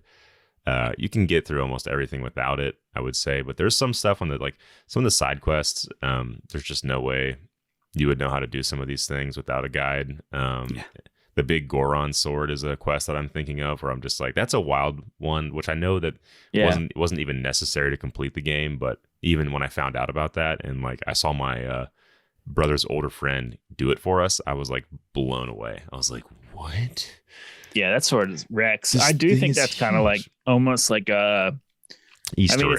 It's not a secret code or anything, but it is supposed to be something like you don't know about in the normal game. Maybe. I mean, game design was a little different back then, right? So, they didn't have the internet, and that was something you maybe go over to your friend's house who, got, walkthroughs and stuff, and you'd see that kind of stuff. So, some of the side quests are crazy. Like the big Ron sword is insane. Like you would never know how to do that without a guide for sure. But kind of cool that it is like one of those like it's so in depth and so nuts and out there. It's like, oh, it's cool that this even exists, that they coded this in here. And I think I don't know. I'm kind of forgetting some of the bosses in Ocarina of Time. Oh man, I remember the Water Temple boss. That's just like a water tentacle that you're fighting. A Shadow Link. Link. That's where you fight Shadow Link. Shadow Link was great. That was cool. I wish he was actually the final boss of that dungeon. And then honestly, like the Ganon fight was okay in this game, but again, playing laser tennis is only fun a few times. And yeah, I think I just remember not being as like wowed as much by the bosses in Ocarina when I replayed it. But maybe that's again just I don't remember as much. And I played this maybe 4 years ago. But the fact that I don't remember them is maybe a sign. I don't know. Maybe I'm wrong on that one. Landry or Matt, you can tell me, or Mark. Landry will tell me. Well, I disagree that they're like not memorable, but I do think it's just, it's part of that thing. If you're playing on the 3DS, it might be a little different, even though I think that's the better version of the game. Just the scale of these bosses are so huge and amazing, and like to experience for the first time back in 1998, like that big spider in the Deku Tree. I can't like Gamora or whatever it's called. I can't really remember. Goma, thank you. Mm-hmm. And then King Dodongo is a really good one. He's one that rolls around, right? Yeah. Like the big lizard. Was it Twin Rova? Is that Twin Rova? Yeah, the two like the witch witches. sisters who are supposedly like Ganondorf's surrogate Mothers. mother. Mothers. Then they do fusion power and they team up. And then they like ascend into heaven after you kill them, which was really a curveball. I felt like there were some really memorable boss battles, and the much maligned water temple, as far as the dungeon goes, like it's just I think that's a really good dungeon. I think it's just it is a checkpoint in the game where previous to all of the other dungeons, like you can brute force your way through them. You can just spend enough time and get through them. But the water temple really makes you think about how it's laid out and how it's designed. And you have to like remember where things are. And it is a little confusing because the keys are just kind of scattered all about, but they introduce you to those sections of the temple. Like you can't get past it until you find a couple keys, and then it'll like expand the dungeon. If you're not paying attention, by the time you get to the end of it, I think this is where people fall off, is like, if you're not paying attention, you've got the whole dungeon to explore and you're just going to be completely lost. That happened to me when I was playing the game growing up. But, as I got older and started to like actually think about what I was doing, I realized that like, well, this is very intricately designed. You just have to be paying attention to it. But then you get to the Shadow Temple and the critical path is like a straight line. Yeah. So it is a little different. It's a weird bar just to put there. So again, that's just kind of like old game design. Like they're a little scattershot with some of their ideas, and maybe they didn't show you, the player, like what you were supposed to do or build up to that moment. So I do think that, as somebody who views this game with like, a nostalgic lens, maybe those are some of the oversights that I just forget or, tend to forgive. But, and also, I can see the greatness in the design ideas, but I also can see how they weren't, they didn't give the player enough lead in for that as well. I also like the pose. I like the Poe quests and stuff like that. I like the whole relationship with Saria, whoever, whatever, that whole situation. Sheik was really cool too. Yeah. Sheik was awesome. Yeah. Like some neat characters in this for sure. And like the Gorons I liked a lot. So always got to be listening for those Skulltula sounds as well. Dude, that actually, I remember, creeped me out big time. Like when I went to that house for the first time and like met the family, I was like, oh my gosh, this is spooky. Yeah, it's pretty cool. They're all spiders. There's some really good rewards for those things. Heck yeah. Wallets. Up to like 50, and then after that, it's all garbage. Yeah. But if you're a completionist, you go for it. All right. So let's try to place this one if we can. Do we think it's too high, just right, or too low? Landry. I'm going to say just right. All right. Mark? It's too high. Oh, too high. Matt? I'm going to say just right. Okay. And I'm going to say just right as well. So we have another one that's locked in. But Mark, I appreciate you being the guy that's my opinion matters. I get it. I have a vote. All right. Now, closing it out, Breath of the Wild. Who wants to start this one off? Who wants to be the one to lead in one of the greatest games of all time? You haven't gotten to start us yet. Why don't you go right in? All right, I'll start us off. All right. Breath of the Wild. Man, what a game to launch with the Nintendo Switch. Cool that it came out on the Wii U as well. So we got that kind of cross-platform compatibility. But I was so glad to have been able to play it on the Switch because I know people were saying that was a bit of the better way to play it. It had like maybe better frame rate and some stuff here and there. But man, I remember, I think even from the opening scene, after you've kind of talked to the soul of the King of Hyrule, essentially, and he's kind of telling you what's going on and what you have ahead of you. And then it comes to the cutscene with like just the plain text over top, like explaining you like Legend of Zelda Breath of the Wild. Boom, it kicks on, and you're like, holy smokes, this game is good. Like I can already tell this is going to be a good game because the music was emotional, and I think that was actually after you had finished the Great Plateau. I think after you had finished the four shrines up on that plateau, and then the whole game opens up. I remember that just being like, oh. This is a big map. This is a big map that I'm going to have to explore every inch of. And then, yeah, I mean, just the way that game slowly inches you into the mechanics that are there, grabbing items, weapon durability, shrines, approaching different groups of enemies in different ways, and then accidentally coming upon enemies that are way too strong. I remember like the first time I saw a stone talus, like the huge rock golem monster things, I was like, holy shit, what is this thing? There are just so many moments like that where, it's not often where you come to the office or you come to your friends and you're all so excited telling each other about these crazy things that happened to you. It's like, dude, I found this one shrine that like it was like a survival thing, and like I had to like spend the whole time on this island basically and kill this giant cyclops and do this. Or there's one shrine that does this specific thing, and there's like 3 robots on the inside that like are like murder weapons. Like there's just so much packed into this game. And I think this is probably my favorite version of Zelda. I mentioned earlier, like, Skyward Sword, I like her emotive just idea in that game. But this one, you really get to know Zelda a bit more through like the flashbacks and stuff like that. And you get to see that she has a bit more of a life other than just being the princess. And she kind of does these other things and she explores. So like that element was neat. And yeah, I think just like this, I think Lander, you mentioned this. Really, this is the purest form of Zelda, like you were talking about. The game really excels, or really plants itself as you are moving through the story. It's like, here's the game, but you really choose to how you want to interact with this and how much you want to get out of it based on how much you put into it and explore. And this game is like exploration full on. So I mean, again, the climbing mechanic alone was just revolutionary. Being able to go and say, what's that thing way over there in the distance? I'm gonna just drop a pin on that bad boy, and then just you get to it. It takes you forever to get to it, but you get there. And you get rewarded for that. Exactly. Yeah. And then yeah, I mean, being given your whole arsenal of weapons at the very start was kind of an iffy decision, and I can't decide how I feel about it or not. But I liked that I had that at the very beginning, and I was able to do what I wanted to, and then learning how to use those again in the world by magnetizing a boulder or a crate and dropping on enemies, or fishing things out of the river, or stopping time. I mean, there's just so much I could say. But yeah, Breath of the Wild just like took me completely by surprise and totally blew me away. And I spent so much time playing this game. I know I had well over 100 hours put into Breath of the Wild, and all of it was time well spent. So that's what I'll say. Very nice. For myself, I mean, it's my favorite game of all time. So I wonder where this lands on my ranking list. So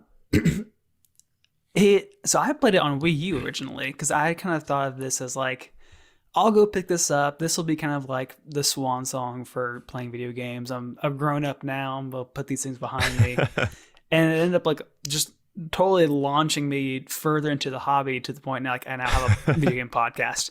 So like this Breath of the Wild is like, because like has put my life on the trajectory it has, not entirely, but just reignited like a love for video games. And now I'm just started again on Switch this time, after like playing a lot of these other Zelda games, and the way it breaks away from the formula is so much more apparent. Like I've even just like, I was kind of on the path to Kakariko Village, where it's like these kind of high, tall pillar mountains, and just realizing like, oh, I can, like, these aren't borders. Like, these are, like, these walls can't hold me. I can just hop up on them and keep going.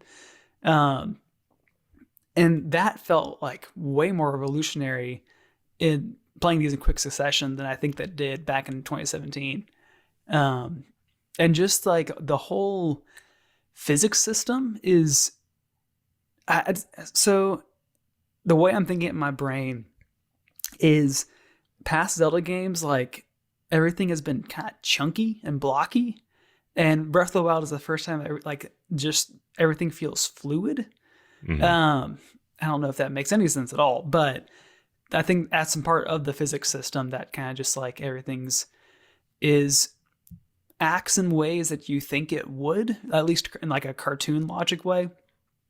And that is like a key part to, like, I gave mechanics and puzzles both 10s because of that, basically. And the mechanic itself of just like free exploration, I think, is the coolest thing of any Zelda game, the coolest thing of most any game that I've played in my entire lifetime. So I think it's just the idea of like take a look out and run to it, or glide to it. It's worth all the praise it can get. Agreed. Matt?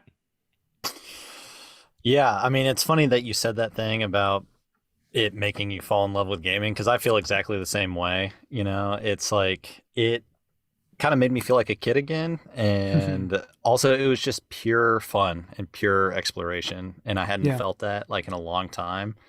You know, I've actually only played it once, so I'm interested to replay it and see if it's just as enjoyable.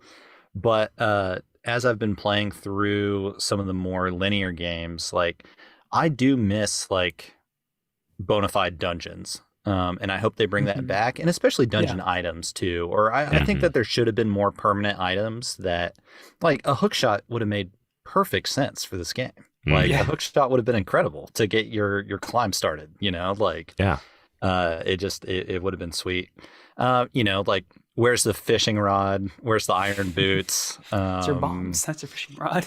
Yeah, you know, it's just like that game would have benefited a lot from something like that. I think. I mean, especially just like the pace and exploration. Why do some of these previous games have fishing rods, but not this game? You know, it's like all these things are just such tiny gripes. You know, like it really doesn't even make a dent on how good this game is, but it just makes me even more excited for the sequel. Like, if they can bring back some of the best parts of the older games and then take everything that they learned, which they completely nailed on the first try, which I can't even wrap my head around, like, hey, let's try an open world game, and then it's like, oh, this is one of the best things ever created. We did it again. Just to stick the landing and to nail it. Yeah, I mean, I guess looking back at Ocarina of Time, they nailed it back then too. So yeah, very excited. I thought the DLC was a little bit weird. I thought like some of the puzzles and things that you were going through like felt a little strange. I think the boss fight was like made up for kind of a lackluster final boss in the game, but also like the master cycle, I wasn't really a big fan of that. It's a little disconnected. I was like, man, if you gave me a rod that could change the weather, like I would be more excited about that than a motorcycle. Or maybe just like a super horse. Yeah, it just feels weird to have a motorcycle. You know, it's like, all right, we're doing this. I'm just riding a motorcycle. I'm just dirt biking. It came in very handy for the crazy people like me who got all 999 Korok seeds. That is a good point. Wow. That was like huge for that. And I never stopped playing this game. I've literally been playing it since 2017. I have 440 hours on this game. I just checked. So it just insane. I know. And that's not exactly true because I let my brother borrow it. I think he's played through it a couple times. So, but yeah, I 100%ed the map. I got 999 Korok seeds. I played it again and basically did almost all of that again on the Master Quest.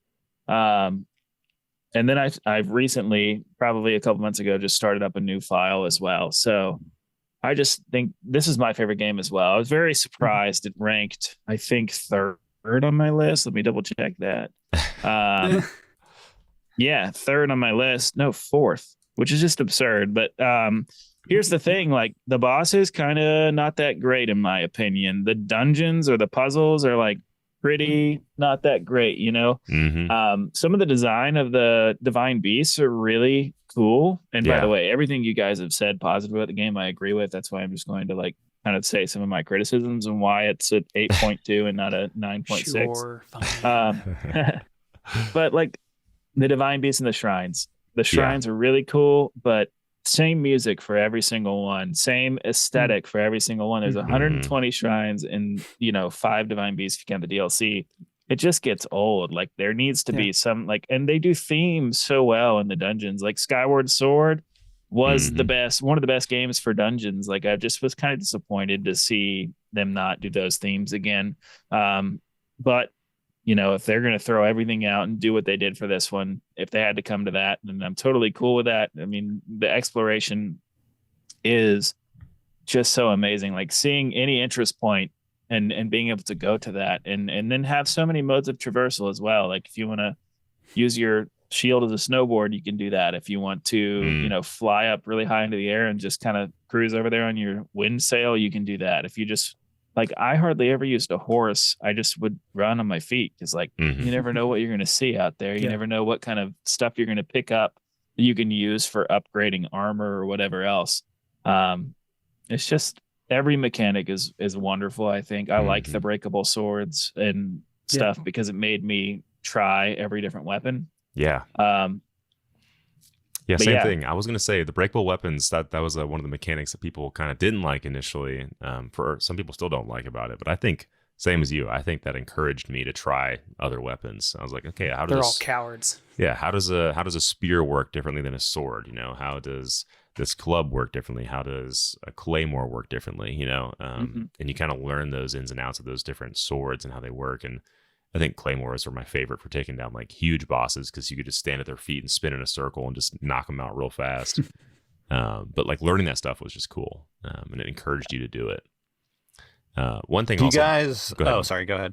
I was going to say the music is one thing. Also, I wanted to talk about really quickly because initially I was not big on Breath of the Wild's music. I remember being like, it's not. I mean, again, it's not Ocarina level in terms of catchiness and songs that will stick with you forever. But I've spent a lot of time at work listening to Breath of the Wild soundtrack and can really say that it's a gorgeous soundtrack. And the way that they use the music in this game is, I think, just masterful. I didn't really appreciate this until, I'd played the game enough, but like the way that they use sound to draw you into civilization, you're further away. If you're far away, it's very quiet. You don't hear a lot. But then let's say you get on your horse, the music speeds up a little bit and it changes. It's nighttime, the music changes. It's raining, the music changes. You get close to a town and all of a sudden you start hearing a familiar tune, like the stable tune will start playing, Or a guardian sees you. A guardian sees you. It's terrifying. Yeah. So the way that they use music in this game is just exceptional. And it's something I don't think I really understood or appreciated until I played other games that didn't do that. And I'm like, man, Breath of the Wild just nailed this completely. Like it's just, I didn't like it at first, but I freaking love the way that they used audio and music in this game. I think it's just masterful. And then I think my favorite is I forget the name, but like the Rivali's town, the flying town, whatever it is. I think that has like some of my favorite music. Rito Village. Rito Village. There you go. Yes, thank you. That's nice. Or Tari Town. Yep. 2 tracks I wanted to shout out. One is that Tarrytown, I think, is like a top 3 track for me. It's so cool Zelda how it builds on itself as you get more people in there. It's so cool. I love that. And then the Stone Talus theme that just goes so hard. Like everything else is so subdued. And that one just like trombones going like dun dun dun dun dun dun dun. Yes. It's hilarious. That is. The Hinox theme's kind of similar. It's just like more goofy, I feel like. Yes. Yeah. The Lionels, I don't know about that theme specifically, but I remember the Lionels were the theme. Terrifying to come across. Dude, I was like, they make Guardians look like a cakewalk. Yes. Yep. Gold Lionels. Oh my gosh. But yeah, I think the Ganon, like the Blight Ganons, I didn't love that. I didn't love them as bosses. They were not very exciting Again, to look like at. they all look the same. Like, Yeah, they're just kinda- all same thing with Ganon at the end. I mean, I like how they implemented each of the different elements from the Blights that you had to fight previously, but it was just like it just wasn't very exciting or different when you fought Ganon. You're like, oh, this is the same exact attack that one had. Okay, cool. So this is really easy. And the final form, like I thought it looked incredible and was super impressive and such a great idea to like get it out in the overworld, but there's just like hardly any gameplay there. Yeah, just not much to do. Just ride your horse and shoot at it. Yeah, Yep. The thing I'll say about the blights though is like everything else is so pretty and pastoral and beautiful and natural, and like the blights are so grotesque. I think it kind of heightens the feeling of like this corruptive evil within this world of good, and like how much is just like I really want to destroy this thing because it's so gross and so grotesque. I do wish they kind of were more varied too, but I think that was effective at least. Yeah, I agree. The sound of all of that like goop too. It's like lava, but like kind of like gross and sloppy. It's I also liked some of the side quests too. I think I forget the name of the ninja troop. I think the Yiga clan. The Yiga clan. I think that It's whole so great. storyline is so cool. And when you actually find their hideout, and you sneak around in there and try not to get detected. And I remember what happened in that battle for me. The Yiga clan hideout is there's a room where you're supposed to sneak through with bananas and stuff and like distract them. And I ended up getting on top of the tapestries in that same room, and I alerted them on accident. And so they all ended up trying to like attack me, but I was like, they kind of like glitched and like stood in like a corner, and their sword swipes couldn't quite reach me. So I just picked away at them over and over again with like arrows and just killed all those guys in that room. And I was like, my gosh. I was like, that was not how I was supposed to play that, but I did it. It took forever. But like that's the beauty of that game is you can play it however you want to, and then also I liked the guardians, the champions, I guess, of the different divine beasts. I think they were like pretty memorable characters. They all had very distinct personalities, so it was kind of cool meeting them. And it was also sad knowing that they were like actually dead, or like they were like ghosts essentially. So it's like, man, this is an empty world. This is very sad to be here by myself, pretty much. But yeah, so good, so freaking good. Did you guys do anything with the amiibos in the game? Like, Lane, did you try to collect all the amiibo armor? Yeah, I did. I don't think I got it all because it's like I just got bored with scanning it all. Like I think I have almost all of the Zelda amiibo. I think I'm missing like 2 or 3, but I've got all the Breath of the Wild stuff. It's just like they still like randomized drops and stuff. So there's some like Majora's Mask armor I think I don't have. Yeah, you can get like the Fierce Deity and the Majora's Mask itself. Yeah. So there's like a lot of really cool content that's actually locked behind amiibos. Like you can actually get Wolf Link, as a sidekick, which is just awesome. Just follows That's you pretty around. cool. I only have the Link's Awakening amiibo, and when you scan that, it gives you a sword, but also just fish drop down, which is hilarious to me. That's pretty cool. Just fish. You can scan like Mario and Splatoon stuff too. It just gives you a bunch of drops. You can only do it like once a day, but still, I remember the first time I did it, I was like, oh, this is just a cheat code. Because like I'd scan all my amiibo back when I had a ton of them, and I was like, okay, I am very wealthy now. Like this is how you cheat the game. Yeah, I only did it like at the end just to get cool sets of armor because I kind of like the feeling of scarcity in the beginning. I did get Epona. That was cool. That is cool. Nice. That's very cool. One question I have is why the heck can you not make arrows out of trees that you cut down? Dude, Great that question. was one thing that I mentioned in my like complaints is like arrows were just so hard to like come by, like, but they were by far the most used thing in my like arsenal. I used arrows like a madman. And like it's so frustrating if you're in a dungeon or a shrine that requires arrows and you run out. It's like, oh man, this sucks. Gotta turn around. Gotta go find some arrows somewhere. Gotta go craft find these. Beetle and pay him like 90 rupees for 3. Yeah, dude. I think I remember I did the glitch in the very beginning, and they may have patched this out, where like you could just like run in a circle or something like this, and like the bokoblins would just keep shooting at you. Oh, dude. That's what I do all the time. And I would man. just I think pick the arrows up off the I ground. don't even know if that's a glitch. It's just like a mechanic almost. But I just did that over and over and over again until I got to like 900 something arrows, and I was like, Oh, okay, gosh. I think I'm good for a while now. I think I'm Never good. mind. I pick up like 5 or 10, and I'm like, yeah, Yeah, I'm good. I'm good. that's good. I needed as many arrows as I could get. One other thing I thought that y'all were talking about in Breath of the Wild, like the dragon elements, I thought were like really interesting. yeah, so that was cool to see the dragons. And then crafting. I think crafting is a huge part of this, and learning the recipes that were the best for you. And then also like the idea, like when you first get to the snow section, you're like, oh, I'm gonna die if I don't have the correct gear here. And so you have two options. You can find the guy that gives you the correct equipment, like the garb, to be able to withstand the elements, The or warm doublet. or you Doublet, can make whatever it is. a recipe that keeps you warm long enough to get to where you need to go. And I thought that was just like ingenious. So you can kind of solve it however you want to. But I think I found the guy that gave me the warm doublet first. The woodcutter's axe, the little cabin that's just kind of sitting there.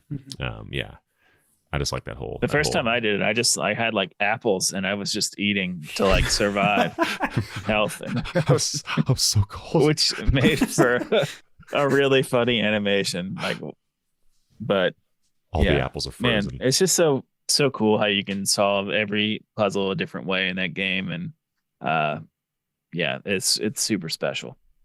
Really is. Really is. All right. Well, is there anything else you guys want to say on BOTW before we close it out here? Can't wait for the sequel. Me too. Man. And it sounds like we all agree that this is number one. Is that correct or no? It's Landry? got to be. It's got to be. Yeah. All right. I'm fine with it. Number 1 for sure. Okay. So definitively now, closing this out. Oh, sorry. I just kicked the water decanter next to me. Number 1, Breath of the Wild. Number 2, Ocarina of Time. Number 3, Wind Waker. So now we have 4, 5, and 6 that is still up for grabs in terms of how we rank these. And truthfully, I don't care about 4 and 5. I'm okay with either of those being Twilight Princess or Skyward Sword. I think Majora's Mask needs to stay at 6. Amen. I think it should stay the way we had it. I think we all did our rankings, and I like where it's at. You're okay with this ranking? No one's going to lobby for Skyward Sword to be higher? I like am it. not. I don't agree with it, but I'll allow it. I think Skyward Sword's better than Twilight Princess. I'm just going to say it. I don't. It's not, man. I don't. I disagree. We're at an impasse. Jake, it's your podcast. I think you get the final say. No, I mean, we're split. So if we're split, then we have to just let the averages decide for us. So you know what, guys, I'm proud of us. We got this in under 2 hours. I knew this was going to Nice. take a while. So I'm glad that we got it in under 2 hours. But there you have it. That's it, folks. So the official order going from 6 to 1 is Majora's Mask, Skyward Sword, Twilight Princess, Wind Waker, Ocarina of Time, and Breath of the Wild. And I feel good about that. I feel good about that list. Can I ask one Me final too. question? Go ahead. Ask Where it. do you think Tears of the Kingdom will land in our ranking? Great great question. Well, I obviously hope that it's going to be better than Breath of the Wild. I mean, if it only builds on those mechanics and not like in a way that Majora's Mask tried building on Ocarina, then I think we're going to be great. But who knows? Maybe Who knows? they'll add like a time limit for everything. Oh God. I think it's gonna land at 4 Mm, Wow. Okay. mm. behind For Wind real? Waker, right behind Wind Waker. I could Wind see it. Waker's an amazing game, man. I could see it being right above Breath of the Wild or right above Wind Waker. Actually, not above Ocarina of Time. I think those two are just so cemented in their place for what they've achieved that it either can only be better or not as good as Ocarina. So I'm thinking it's going to bump Breath of the Wild down. Like once we play this game, we're going to rethink, it's still going to have that charm and we're never going to forget how it made us feel the first time Yeah. we played it. But we're going to be like, oh, okay, this is perfection. Tears of I the hope. Kingdom took I hope. everything I that hope was you're right. amazing and just added I hope I'm dungeons. right. They just added dungeons. If they just add dungeons, And a and hookshot. I would love some items, yeah. That'd be cool. I mean, that's all they have to do, honestly. And it looks like they're doing it. They have I saw Link with like a flamethrower dragon fist hand thing. And I was like, that's pretty cool. Yeah. Gotta be a better game with flamethrower dragon fist thing. Yeah. Sounds amazing. All right, well, that unfortunately is the end of our podcast. listeners, what do you think of our list? Are we completely wrong or pretty close? Let us know what your rank is. We'd love to hear it. You can do that by writing into us at bitcast@bitbloggist.com or submitting your questions or responses on Spotify. We have some polls and stuff set up there. Landry, Mark, Matt, thank you guys so much for being on the podcast and for 2 hours of your time to do this. I appreciate you guys. Absolutely. Always. Happy to be here. Be sure to go to bitbloggist.com to catch anything more recent. And until next time, this has been BitCast. Thanks for tuning in. Talk about some stuff.